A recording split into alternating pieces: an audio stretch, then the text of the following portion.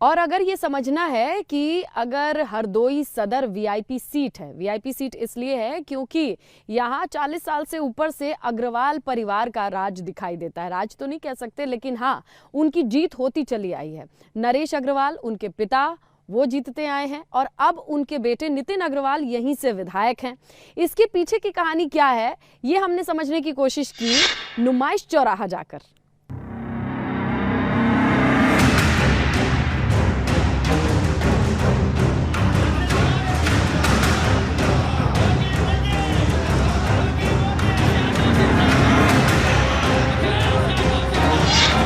लखनऊ से 110 किलोमीटर दूर स्थित हरदोई हमेशा चर्चा में रहा है और चर्चा में बने रहने की वजह है यहाँ होने वाली सियासत।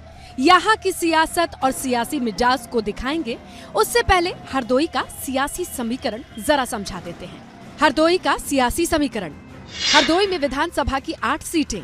2017 में भाजपा ने 7 सीटों पर किया कब्जा। हरदोई सीट पर सपा के नितिन अग्रवाल जीते। भाजपा ने हरदोई से नितिन अग्रवाल को बनाया प्रत्याशी। यही वो सियासत है जिसकी चर्चा लखनऊ से लेकर दिल्ली तक होती है। चुनावों के ऐलान के बाद हरदोई में कई सियासी रंग दिखने लगे हैं। हरदोई की सभी सीटें समाजवादी पार्टी जीतेगी, लगभग एक भी नहीं आप, और भारतीय जनता पार्टी एक भी सीट नहीं जीतेगी। तो ये कंडीशन आप कभी भारतीय जनता पार्टी 49 सीटों पे थी, हम लोग इनको अंडर 40 पहुंचा देंगे। हरदोई की 8 सीटों के समीकरण को समझने के लिए हमारा कारवां लगातार आगे बढ़ रहा है। उसी दौरान मुलाकात हुई सुभासपा के नेता सुनील अर्कवंशी से।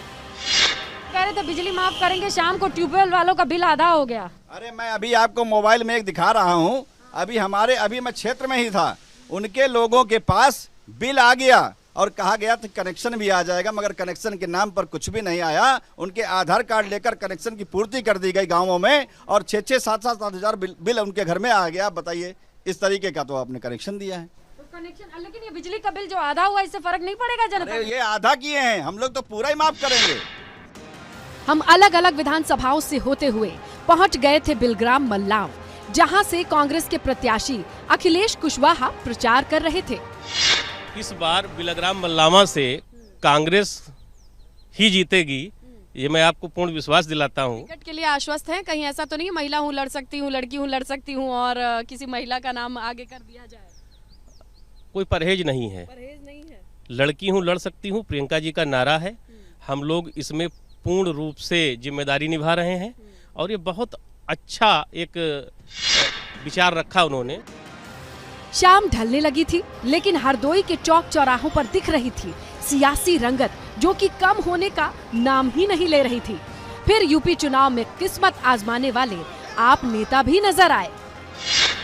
देखिए, मैदान में सभी लड़ाके आ चुके हैं। विजय तिलक किसके माथे पर होगा वो जनता तय करेगी, लेकिन हरदोई की सरजमी पर आम आदमी पार्टी भी दिख रहे हैं, उनके प्रहरी भी दिख रहे हैं। ये तो खैर मतलब जो है कि हम अपने दावे के साथ कह सकते हैं, जो माननीय संयोजक केजरीवाल जी ने कहा है वो करके दिखाया है।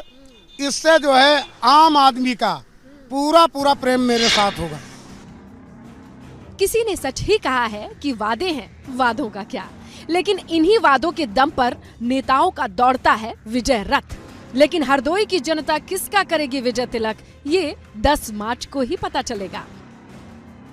एबीपी गंगा के लिए हरदोई से स्नेहलता के साथ ब्यूरो रिपोर्ट।